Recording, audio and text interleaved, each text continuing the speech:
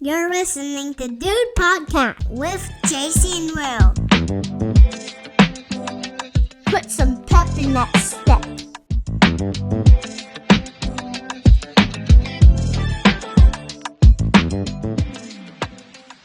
Enjoy the show.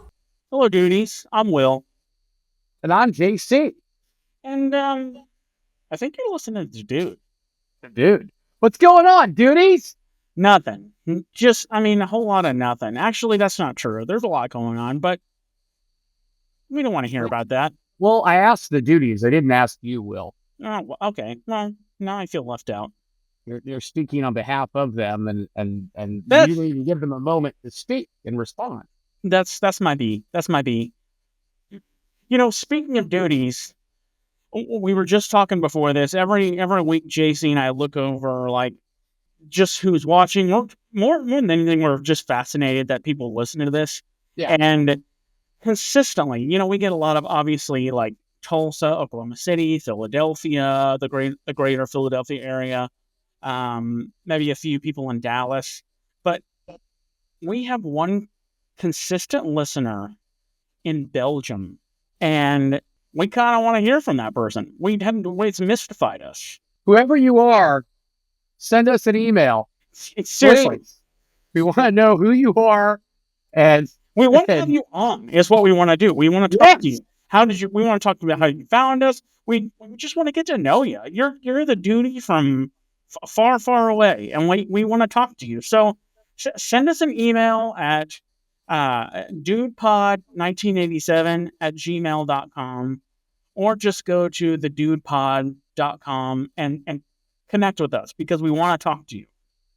Yeah, any duty really from outside of the United States, we're very interested. Or if you're from a weird state, let's say, Idaho. Yeah. Hit us up. Yeah. I don't think we have any listeners in Idaho, but the fact remains, we want to talk to people in crazy places. Let's say you're part of the United States territory. You're not in a state per se, but you're part of an area occupied by the U.S. Guam, America, Samoa, Puerto Rico. Those are the places I have in mind that would be great to hear from a duty. If you're in those areas, reach out. We would love to talk to you, duties near and far. But right now we're talking about the duties afar. Yes, the far duties. Something that I did revisit. We're not going to give a review of it, but I was thinking about the pod this weekend, or really it was I think it was Thursday or Friday. We have Disney Plus, and they have all the Disney original movies, and I know we've talked about some of the Disney original movies in the past, but put on Halloween Town. I have a nearly 2-year-old. It's very bizarre, what he likes and what he doesn't, and what gets his attention. There'll be certain things that you would think a kid would like, and he has no, some even the Pixar movies he has no interest in. But for whatever reason, Halloween Town, which is a terrible movie. Oh yeah, I don't even remember what it's about. Well, what I will say about Halloween Town is Metro Christian Academy's costume department and makeup department could definitely rival what they did. It was so bad. You're like, how did anyone get away with this? Was the budget $100 and a subscription to Sam's Club or something like that? It was really, really, really bad.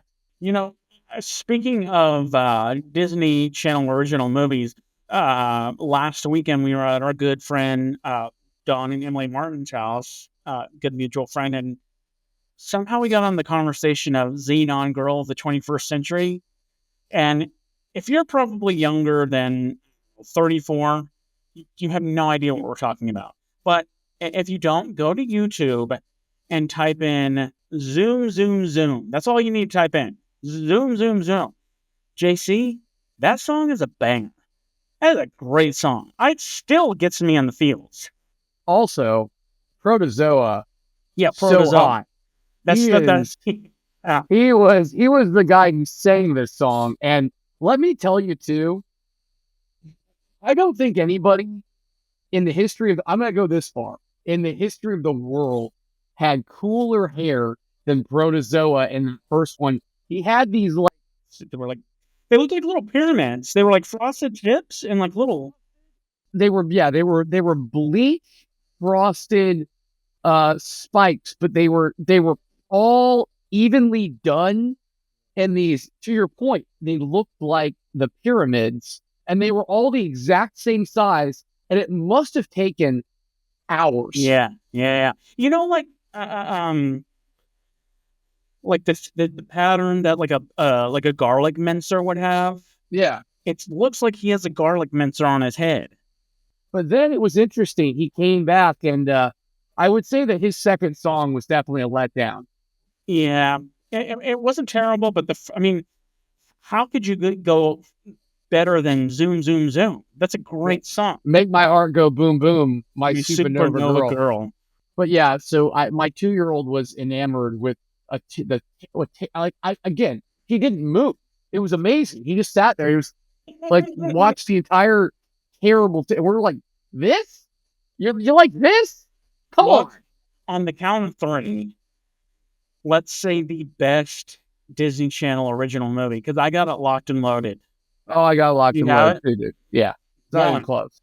2, 3. Johnny Tsunami. Johnny Tsunami. So good. It's so good.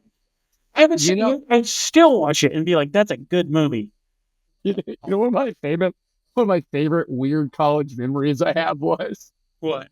You know, I think every college kid did this, but like, man, finals week was like, it was down to the wire every single time, where you're printing the essay out like 5 minutes before you're typing in, and there was like a whole range of emotions that you go through during that week, and also like trying to get your papers or your preparing for the test or whatever your project in time.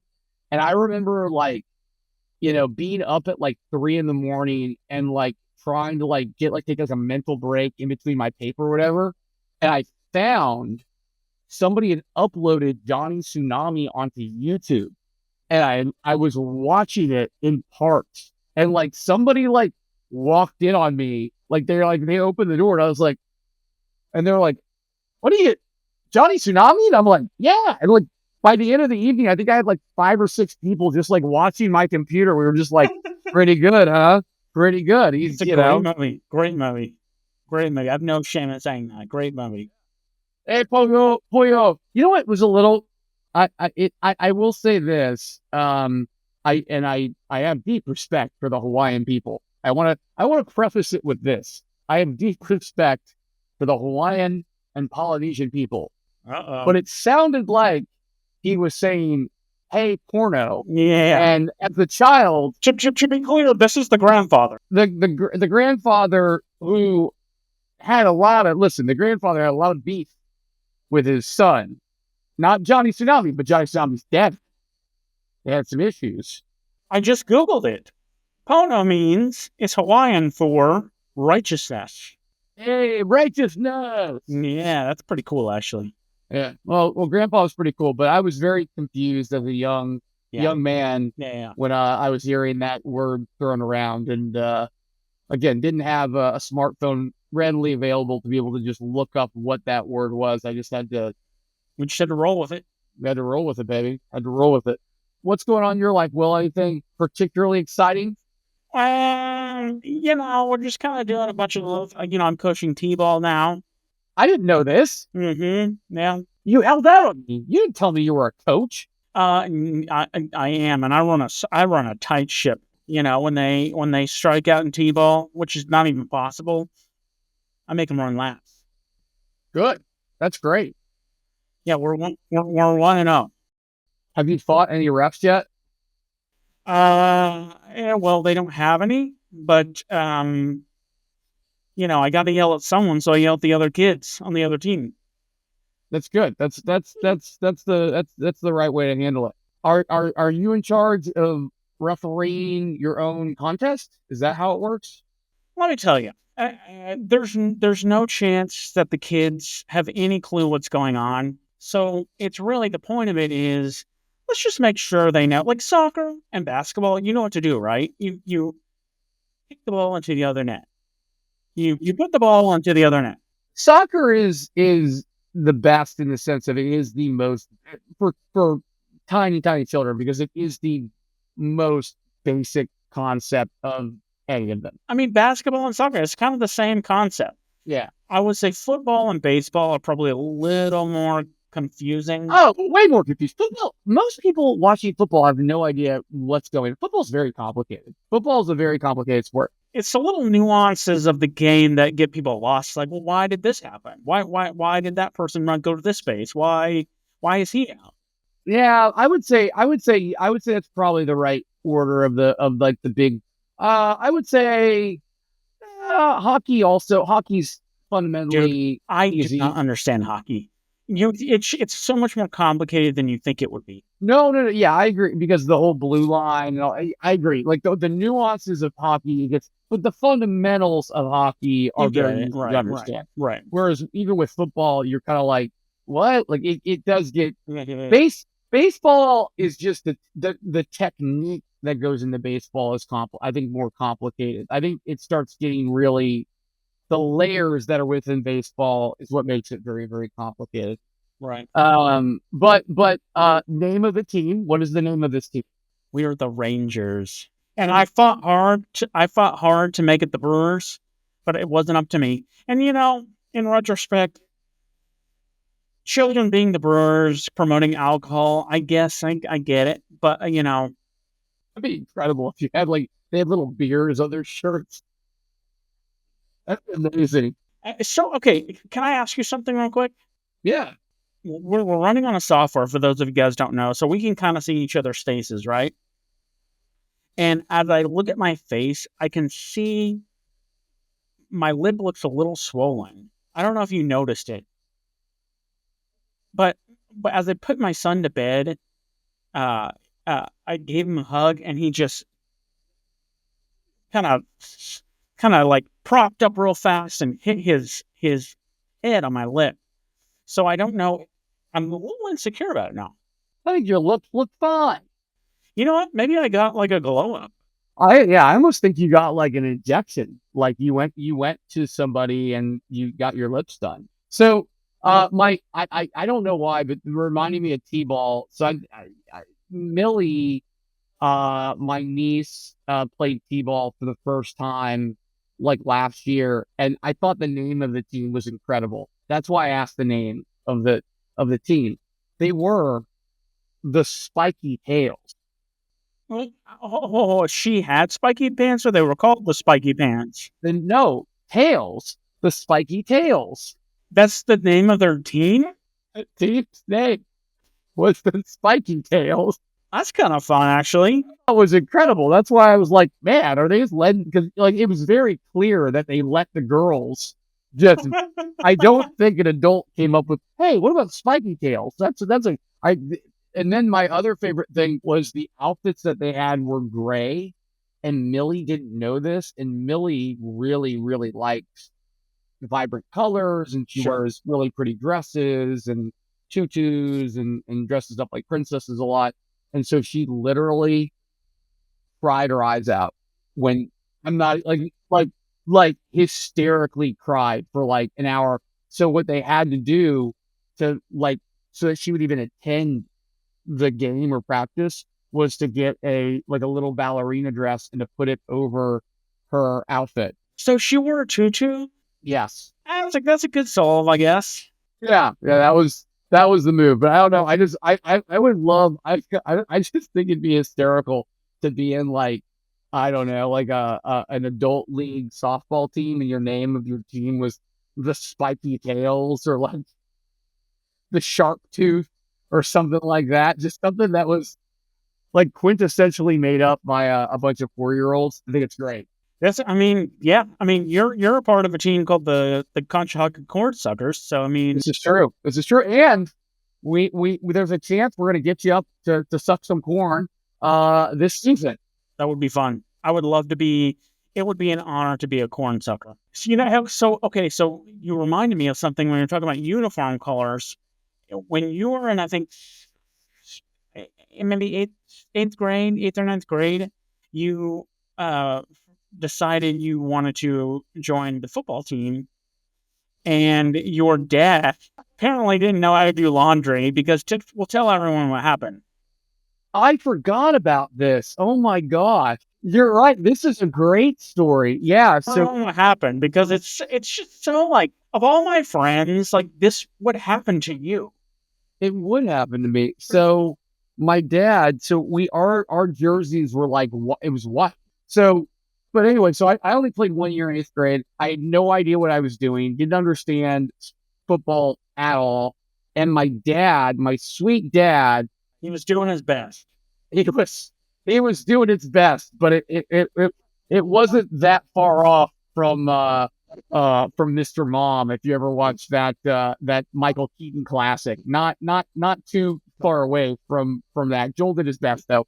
But yeah, he definitely washed my jersey with something red or and I had a no joke pink jersey. Your jersey and pants were pink, and it was hysterical. And I was the only one.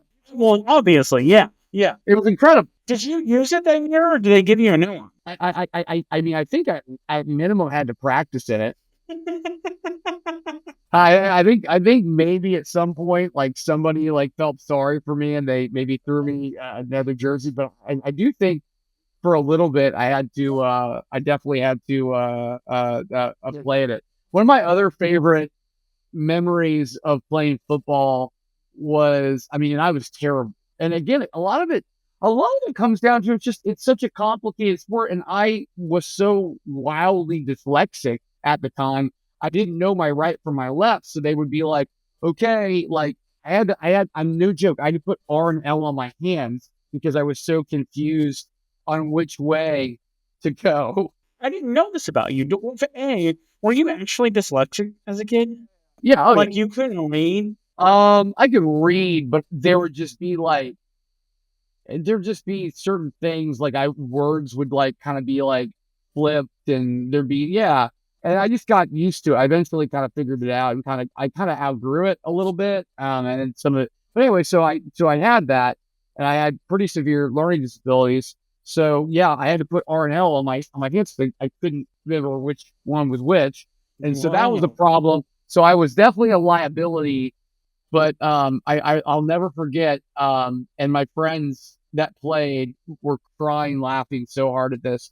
There was one play that I played safety, and again, they were just sticking me anywhere where like maybe I could do something. And I was pretty fast, but I couldn't. I wasn't fast, but I was fast. I was fairly fast, but I couldn't. I wasn't very big. I was just a little stick. So there was a pretty good athlete was cooking us this day, and he was breaking a long one, running back, and I actually managed to catch him from behind, which is pretty impressive. I caught him, and literally, Will, it was like, did he drag you? Oh, he dragged me like 10 yards, and then eventually he just I think got tired and fell over. I stopped the touchdown, but again, I think he just kind of felt bad and gave up, at that point. Yeah, that's great. I just remember that the pink jersey, thinking like, oh no, this isn't a good look for a kid who's trying his hand at football. And no, it certainly didn't help. No, but I know that one of the cool things in the podcast that we're doing today is me and you, obviously, we get on here and we usually film or tape longer than what you actually end up seeing either on YouTube or listening on the podcast. And sometimes just due to time, we have to cut some things down. And me and Will had this just very, very bizarre dinner experience that we'll describe, and we want to be able to share that ridiculous story with you. So Will still has that nugget. We're gonna actually cut in with that, so you'll be able to hear that awesome, hilarious story. I was like, we got to put this in its own podcast because it's such a great story. It's one of the funnier things JC and I have experiences we've had. It was pretty wild.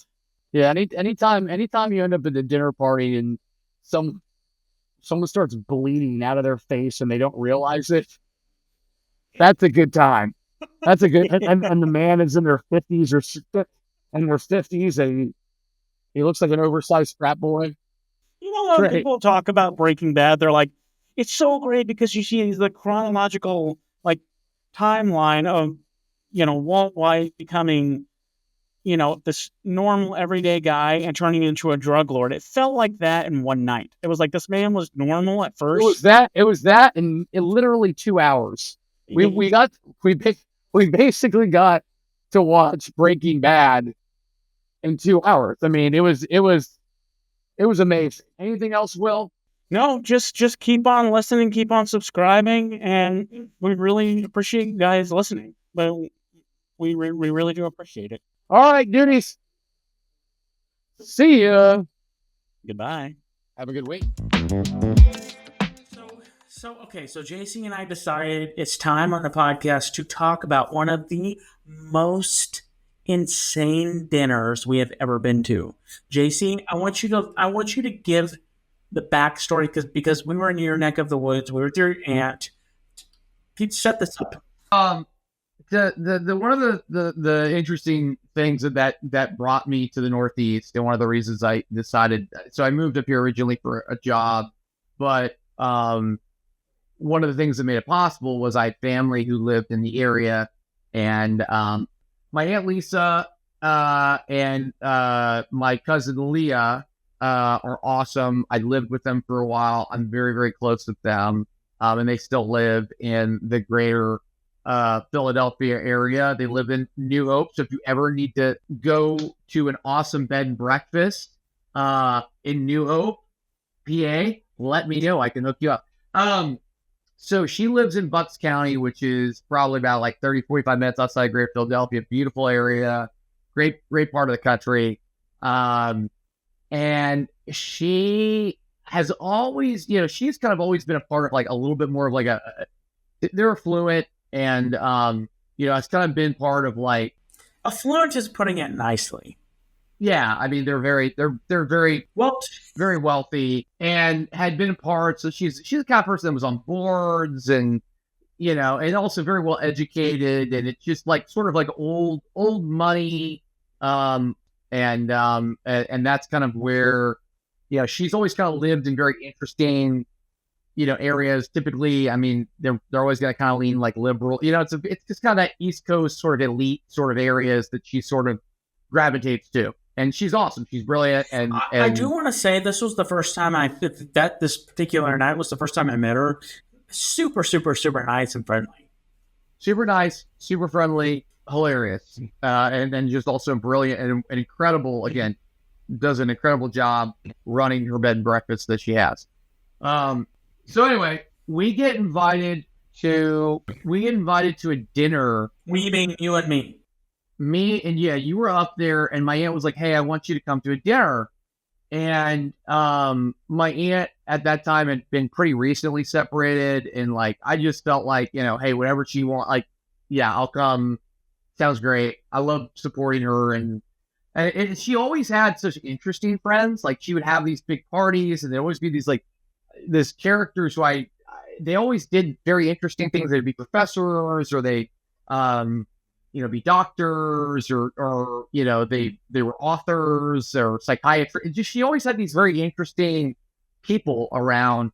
And so I was always like kind of like gung ho about it. She invited me to a place, like it's like, okay, I'm gonna meet some really interesting people, but I hear some cool stories. It's probably worth going to. And that's, I think, one of the reasons I told Will, hey, we should go to this, because A, it's supporting my aunt, who I love to death, who's kind of going through a rough patch, and B, she always brings you into like cool, unique situations, right? So we go into this beautiful old home. It's a really nice neighborhood, and it's not a big home, but it's just You're right. It was a very beautiful hunt. And they have what kind of the Scotty dogs? I remember it was a couple probably in their 50s at the time, and they had a really nice home with nice things. Not big. And they had a bunch of little dogs around the place, and they were just really sociable. They came in, they're like, hey, you guys want some wine? Like, welcome to our home. And they were very friendly and welcoming. And I think like if you paint a picture of the home's aesthetic, it's a lots of oil paintings. Yeah. It's beautiful old furniture, leather, a lot of leather couches, and like, again, every piece of furniture, you're like, that chair has got to cost like $5,000. Right. That. It was just well curated home. Yeah. It's sort of and they're both really well dressed, sort of that kind of American Ralph Lauren. Yeah. I think he had like a sweater wrapped around his shoulders, kind of that old school, like kind of yachting look. And based on the way they were treating us, that they were just really good at hosting, because they had like wine out and beer out, and they had like little like hors d'oeuvres, and we were all hanging out in the kitchen just talking and chatting. Yeah, they had the like charcuterie boards. They were like being handed around, and again, like every room was just very every room has like a theme and a lot of decorations and all that. And again, like it's just it's kind of what this is interesting. Yeah. The gentleman, I want to describe the gentleman. The gentleman, he looked kind of like what I would say like an old fraternity brother would look like. He had like sort of that Southern swoop haircut to a degree, like comb over. Like he had a lot of hair for someone in their mid to late 50s, and he still had, again, he looked like he went to an SEC school and was in the fraternity, right? And he had like a polo, and he had the yachting polos and loafers and like the loafers. And he was, but he's a heavier set gentleman too. So it's kind of I always find that look like, fascinating a little bit, just, heavier, but again, great guy, nice guy. Almost a jovial guy, Right. So the night progresses. We finally like sit down for dinner. Once they were cooking and talking at the same time. So we're like eating like the charcuterie board, drinking wine, and we're all kind of talking. And they're like, okay, dinner's ready. They made this nice, like, I think it was like steak or something. And we went into their dining room, really nice dining room. Like it was like pork chops. I don't know why. I remember it was pork. It was some sort of a pork. I don't know why I remember that, but it was. It was like a well-made meat for sure. And so we had this nice dinner, and then, something started happening during the meal when we were sitting in the room, where the guy would get up and he would leave, and he would come back and just be a little more animated. Would you say that's fair? I would say that he seemed a little noticeably different, even when we sat down at the dinner originally. Like it was like crazier and crazier. It was like there were levels, and he was slowly ticking up. Yeah. Throughout the dinner. Yeah. And to your point, he would, every time he'd come back, there would like be like a button unbutton. His hair would go down, like his hair, his part started getting a little bit messier. There was sweat. He started getting really sweaty. Yeah, he like visibly sweaty. And again, it would be like he kept, it got to the point where it's comical, because he was just like every 5 minutes he had to like get up. And again, they're hosting, so you kind of like, it's okay because, I'm gonna go check on this, I'm gonna go pick this up. And he would come back, and it'd just be like, he'd be 2 levels closer to like being more disheveled. But here's the thing, he was also getting way more chattier. So he'd sit back down, and he started talking a bunch of nonsense. He'd be like, one time I went on my boat, and I was with my friend, and we were like, he was like, I don't want to get on this boat. I don't like the boat. And I said, you're going to get on the boat. And he kept talking about like boating. I just remember he kept talking about boating. What started happening was like the women who were in the room started like talking about their own thing. So I just remember it's you, me, and him. And you were sitting next to him, but I was sitting across the table from him. So I remember being like, he was just staring right at me, talking about this boating thing. I couldn't follow it. And at one point, he's talking about the boat and he goes, cappuccino. Who wants a cappuccino? Do you want a cappuccino? I said, yeah, sure, I'll take a cappuccino. And I'm like, what is happening? So at this point, he goes back, makes the cappuccino real quick, and comes back. And at this point, full on sweating, hair's a mess. He's bleeding from his lip. He has blood coming off his lip. And he's out of his mind. And at this point, I'm pretty sure he was doing some kind of drug of sorts. Well, he was also laughing. He was like, hey, you know what? Ah! Like he was like kind of like chuckle, but like he was like, it was almost like his internal dialogue got lost too. Like he just was meandering, and then he just was like,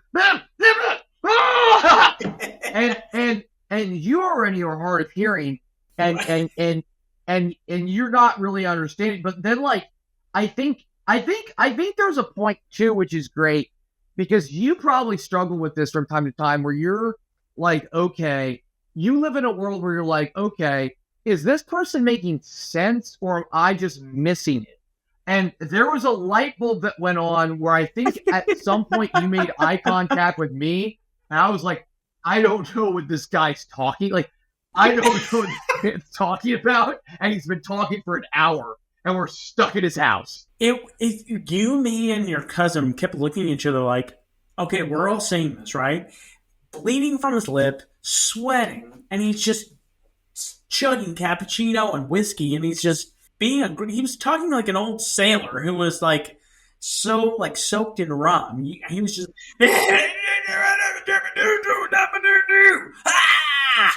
it was like. Then he was like cussing randomly at us too. He started swearing a lot. And like again, like this was the man who in the beginning of the night was like, again, this very sweet, cordial, and then he's just yelling obscenities. And the best part was like my aunt and his wife like didn't realize like they were in their own little world, and then over here, this man is like his clothes are falling off. He's like grunting at us, and he's bleeding, and he's just making noises, and it seems like he's about to have a heart attack. It really did. And we also we can't leave because we came with my aunt. It's also I think we drove with my aunt, or there was some sort. So we're stuck here, and these two people don't realize this man has lost his mind, and he's subjecting us to just nonsense. And again, we've just met this guy. We were there for us. hours, by the way. Yeah, and also we didn't leave till I swear we got there 7:30, and we didn't get out of there till 10:30 or 11. Oh yeah, easily. And I remember one of my favorite moments is again it got to a point where I think he eventually just disappeared. And I think at that point it was oh, okay, we found somehow I think we sort of rushed Lisa out because I think it was this, they'll never let us go if we don't do this. So I remember for some reason Lisa drove separately than me, you, and Leah. I don't know why. And it was all of us in the car. And it was a moment where we were all in dead silence for a minute. And we were was that not the weirdest experience? Did that just happen? Was that as weird as I thought it? Because it was so bizarre. You're what was it me creating the bizarreness? And it wasn't. I will say, I actively think about if I can go back in time and relive or just be a fly on the wall of a moment in my life, that's easily top 5 because it was so absurd. And it was when people talk about Breaking Bad, they're like, Walter White started out as this innocent guy and became this, kingpin drug lord.